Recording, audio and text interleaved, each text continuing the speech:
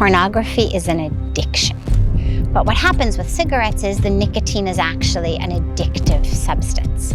Fortunately, meat is not an addictive substance. I see absolutely no good whatsoever coming out of pornography.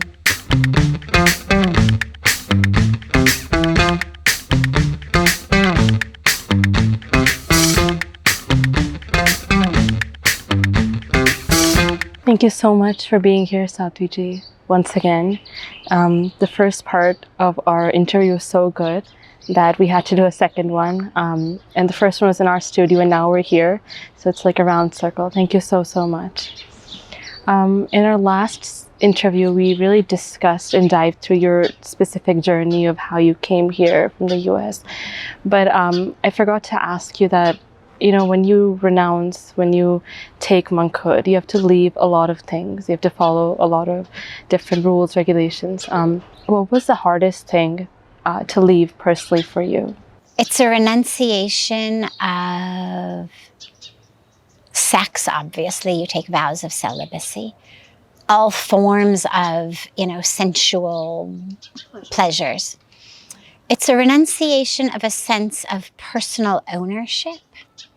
So who you are, what you have, every minute, every moment is offered to the universe, like a yagna. Idam namam, not for me, but for you. Not for me, but for you. From selfishness to selflessness. Exactly. And it's a renunciation of a personal tie in a way to a family, but it's not a renunciation of the family itself so much as the world then becomes your family. So it's not a matter of I'm in seva of the whole world except those who gave me birth. It's not excluding them, but it's an expansion beyond attachment to that family and an expansion into an awareness that the world is your family.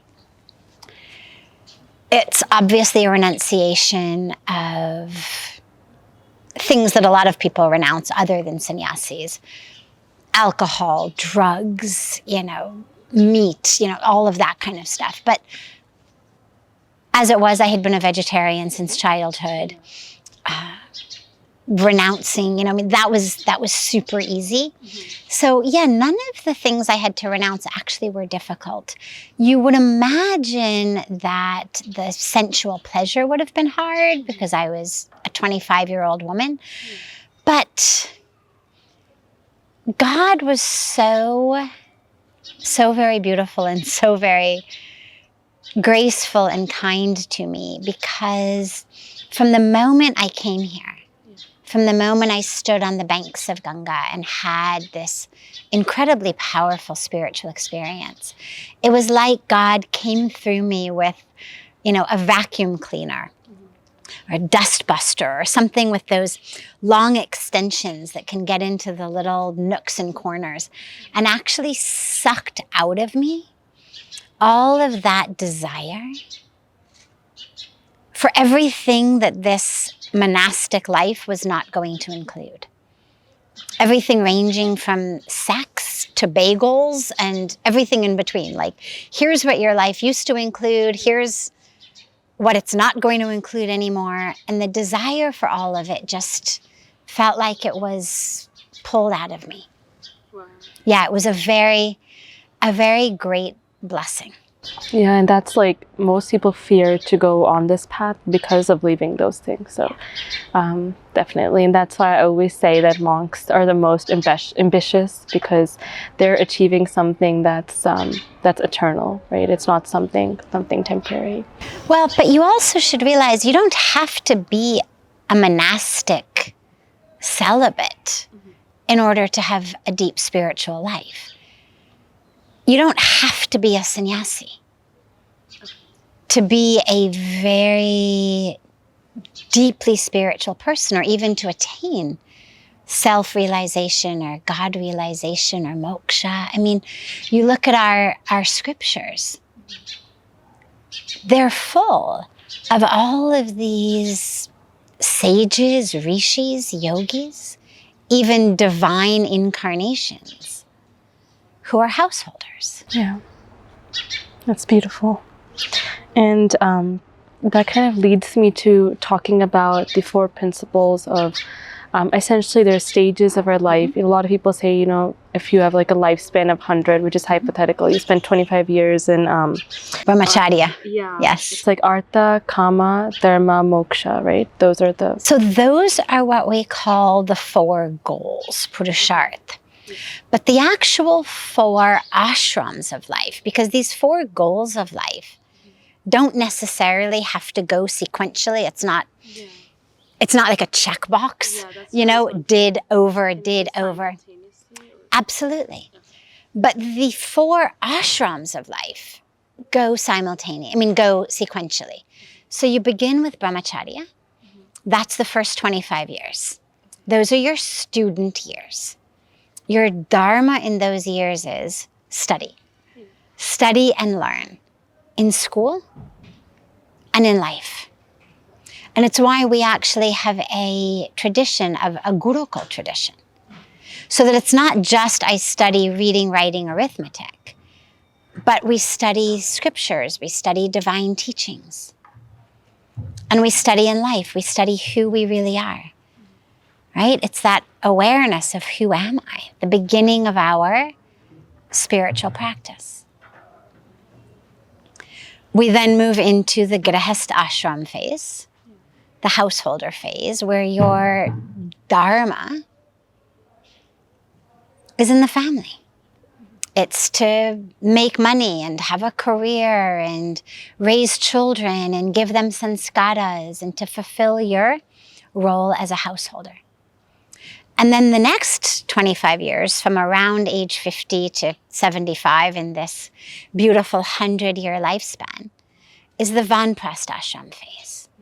Meaning your children are grown, they're already married or they're going to be getting married soon, but they no longer need you.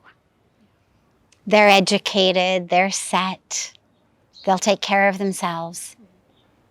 It's no longer about making money, getting ahead.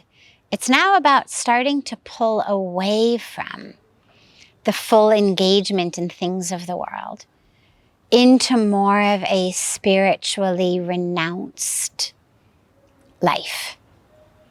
Moving more and more, you know, typically they describe it as forest dwellers, but it doesn't actually have to be a forest dweller. But it means metaphorically that we are pulling out of the things of the world into the more spiritual life. And then the last phase is sannyas, which is that final phase before leaving the body of a total renunciation of the things of the world and a full dedication to the inner path. But these purusharth, the goals, arth and kam and dharma and moksha. Yes, of course, arth and kam are going to be much more in the first 2 phases, obviously. Nobody's talking about arth and kam in vanprastha and sannyas phase. But dharma is there throughout. You've got dharma in all 4 of the phases, but just your dharma changes. And moksha, well, moksha is possible in all of the phases. Moksha is that ultimate liberation, freedom. But if you find yourself at the final stage and you haven't experienced it yet, well, then you better get serious.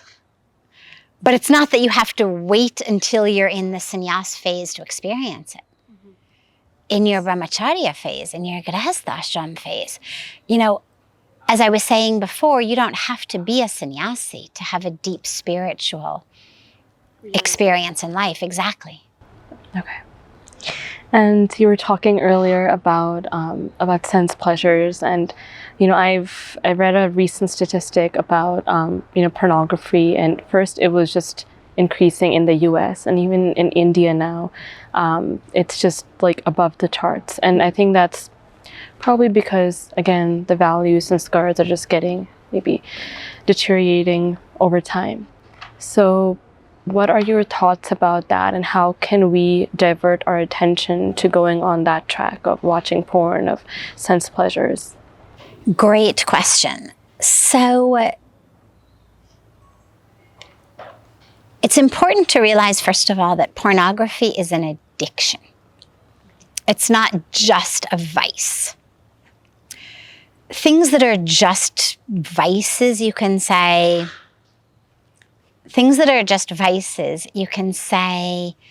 abstain from that, pull away from that. Things that are addictions are more subtle. They're also much more dangerous because it's actually harder to pull people away from them. The reason that pornography is an addiction is that it actually changes the way that the brain functions in the same way that alcohol and drugs do. So does pornography. It actually changes the way that our reward centers of our brain operate. Which means, number one, we need to be very, very, very careful about not making it nearly so available or accessible so that people don't actually start. It's like the best way to deal with alcohol and drug addiction is make sure that nobody starts. Yeah. Phase 2, of course, is getting people off of it. Mm-hmm. But phase 1 is making sure that it's not so available and accessible that people continue to get addicted. Yeah, it's like when you've tasted non-veg, leaving it is, of course, very difficult. If you've not even tasted it, it's not even in your mouth, that flavor. Well, see, that's interesting to me because I think that non-veg is so gross that I can't actually imagine that anybody would eat it. I mean, it reminds me of when I was a kid and tried smoking cigarettes. Mm-hmm. And it was so gross. I mean, you cough and you're like, blah, blah, and you can't actually imagine why anyone would deliberately, consciously, given that they had a choice, why they would do this. But what happens with cigarettes is the nicotine is actually an addictive substance. Okay.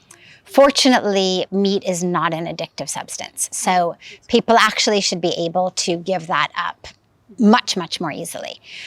The dilemma with pornography is what happens is it actually changes the way that the reward centers work in the brain. And so people get actually addicted to that sexual arousal, that sexual release, and they get to a point where they are unable to experience sexual arousal without the pornography. So it affects the relationship later in life. Deeply and awfully. Talk to anybody who's married to someone who's addicted to pornography, and they will tell you how horrible it is. Talk to anybody who themselves is addicted to pornography and is looking to break that addiction. It's horrible because here you are now in this beautiful relationship. You're getting married, you're trying to, rekindle your marriage. But if you need to see pornography in order for you to be sexually aroused, well, you've just created a situation in your own relationship of great detriment and great difficulty and great challenge. So, yeah, it's a horrible addiction. It's way too available. I mean, if I were government, I would do whatever was necessary to curtail it. I do not think it falls under free speech. And the reason is whether it's women, whether it's men, whether it's children, nobody would make a living doing that if they had a choice. And if we have a society in which people are so bad off that their only way to feed themselves is to do this, we've got a societal problem. So I would not, again, if I ran the world, I would not hide under the it's free speech, it's free expression, it's art, because it's not. It's objectification, it's subjugation. I don't care whether that person has signed a release that they agree to do it or not. If they had a choice and another way to make money and another way to live, nobody in their right mind would voluntarily subject themselves to that level of personal debasement. Mm-hmm. And as far as children, of course, I mean, we know it's incredibly criminal. Right. So I would crack down on it to whatever extent I could. I would, make sure that internet sites couldn't even connect to those pages. But I think also that it goes along, as you said, with our value system of as we're getting more and more addicted to and attached to our devices, we're starting to look to that device for all of our friends, right? Facebook gives us friends, this one gives us friends, that gives us friends. We forget that actually my real friends are supposed to be in real life. And I start mistaking a Facebook friend for a real friend. I start mistaking followers on Instagram for a real community. And slowly, I start mistaking getting myself off while I'm watching pornography with actually having a meaningful, monogamous, dharmic relationship. And we all suffer, and community suffers, and society suffers, and civilization suffers. And would you recommend abstinence, especially, I'm talking about the youth who are very young, and because I study at a university where they've had this subject and they talked about how sexual energy, the ojas, is essentially if you prevent yourself from indulging in that or pornography or masturbation, that energy goes up to creativity and that allows you to essentially become, even if you're talking about material wealth or material success. So would you recommend abstinence as much as possible, especially when you're young and you don't really have the right sense of mind? So I would recommend abstinence from pornography 100%. I see absolutely no good whatsoever coming out of pornography. I think all it does is objectify people. And it changes in a very, very harmful way and in a way that's very difficult to undo the way that we think about sexual pleasure, the way that we think about romantic relationships, the whole psychology of it. So I would absolutely recommend total abstinence from pornography completely. In terms of abstinence from, sensual pleasure in general, the dilemma is that in our world, as you know, especially in the world of youth and university and young people, yes, what you have said about the ojas is absolutely true. It is the reason that sannyasis take vows of celibacy.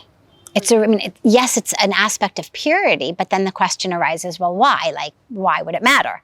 Whoever started this. And the reason has to do with ojas, is that when you retain that energy of the body, that's where you get this incredible light and energy and connection to the divine and, that brilliance that they say the saints and the enlightened masters have. That if you're constantly releasing that energy into the world, you are depleting yourself of it.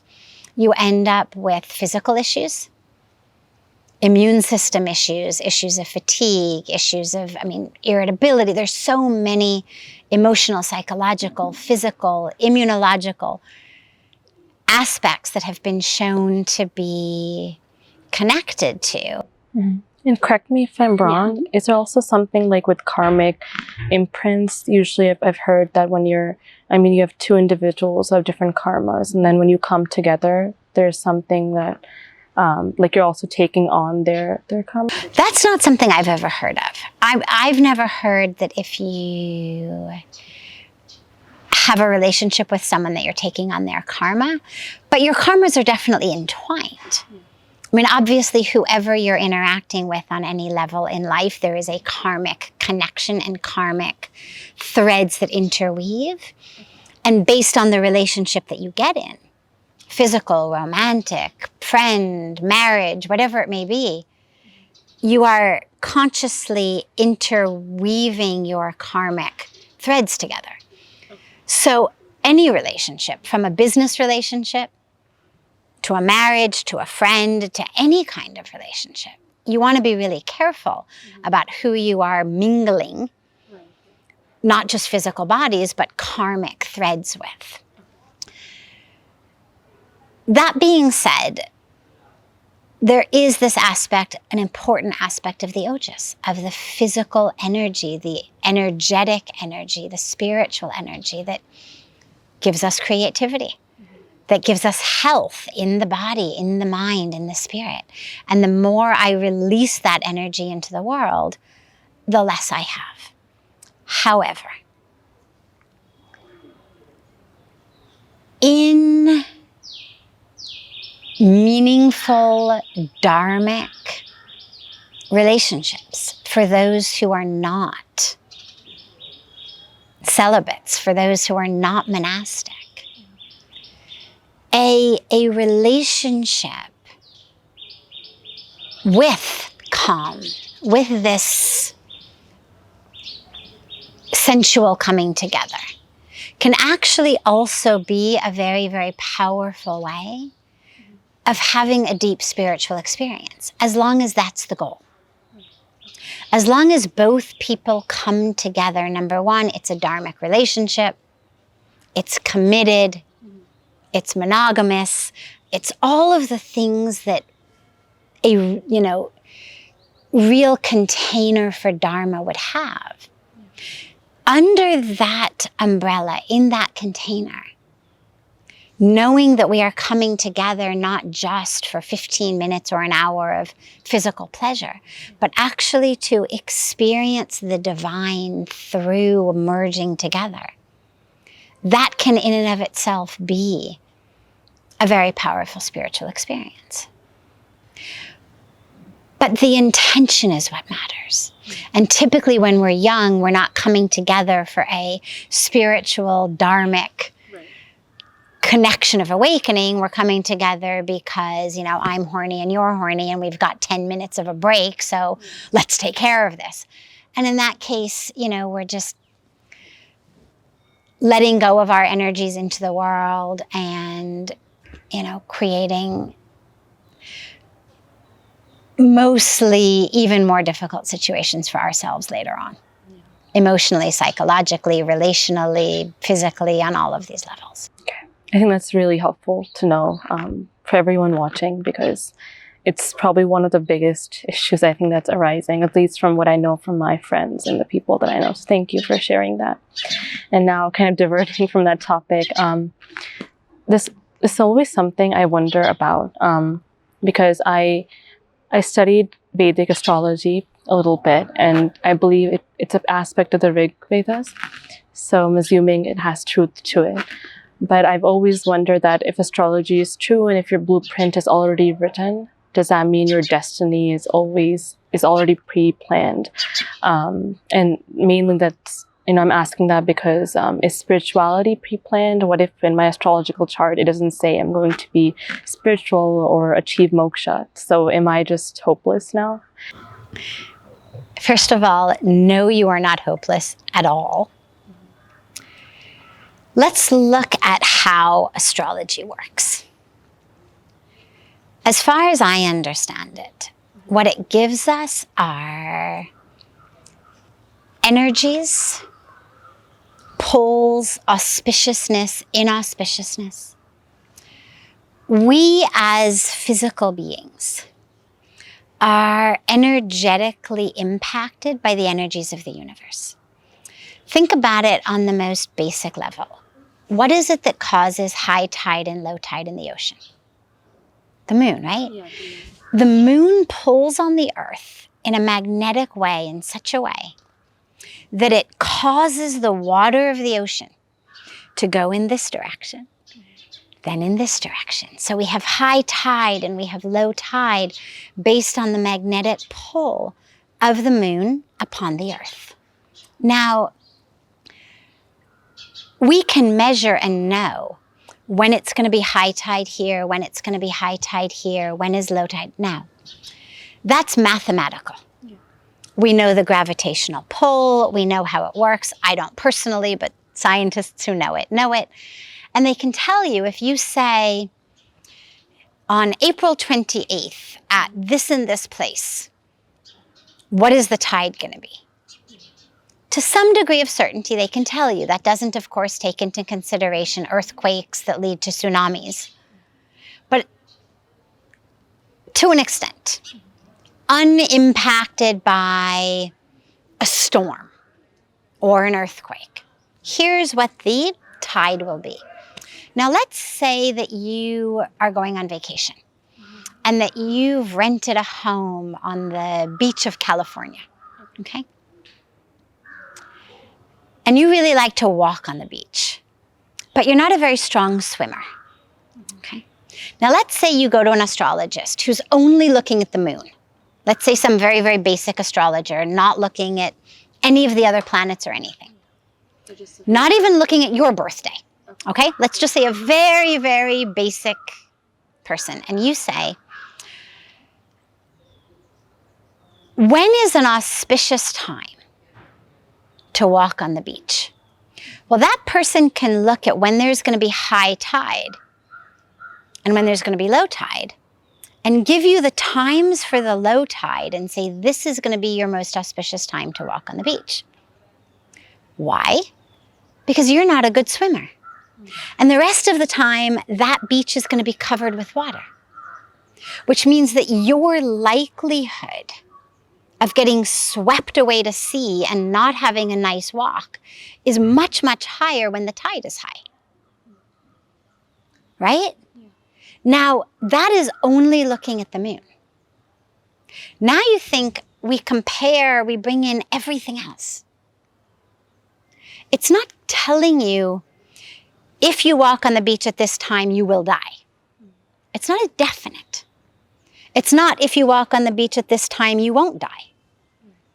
Because, you know, you may not get swept away by the ocean, but you might have a heart attack instead, right? I mean, the moon guy who's looking at the pull of the moon on the earth has no idea if you're going to have a heart attack or not. All he can tell you is about the tide. Now you bring in somebody who's got all of the other planets and all of the other pull. So it's just going to give you more and more information about the way that the energies of the universe are working with the energies of you specifically. It is probabilities. It is auspiciousness. It is strengths. It is challenges. It is things like that.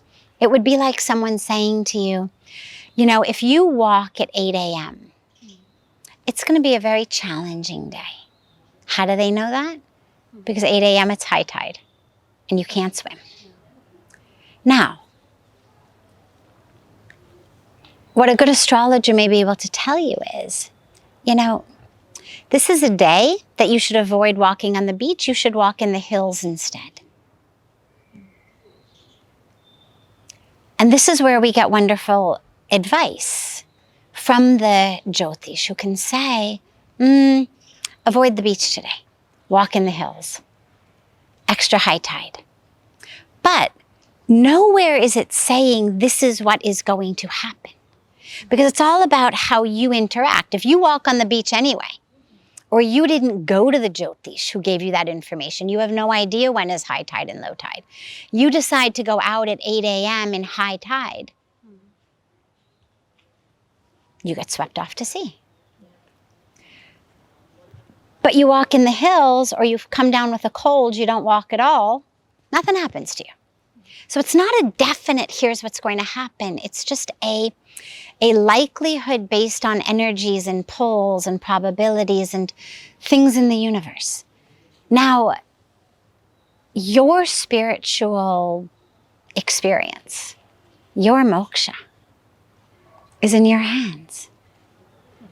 That's good to know. It's totally in your hands. It's about how much can you get yourself free of all of that which is keeping you stuck.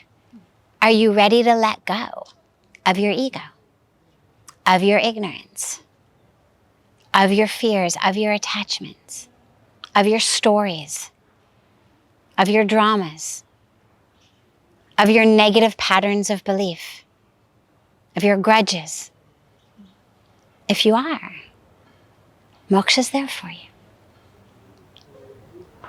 But that's up to you. Thank you so much, Sadhvi Ji, for this interview once again, and for giving us time here in this ashram, Paramath Niketan. It's so beautiful, and I hope you rule the world. But thank you so much for all the service you're doing.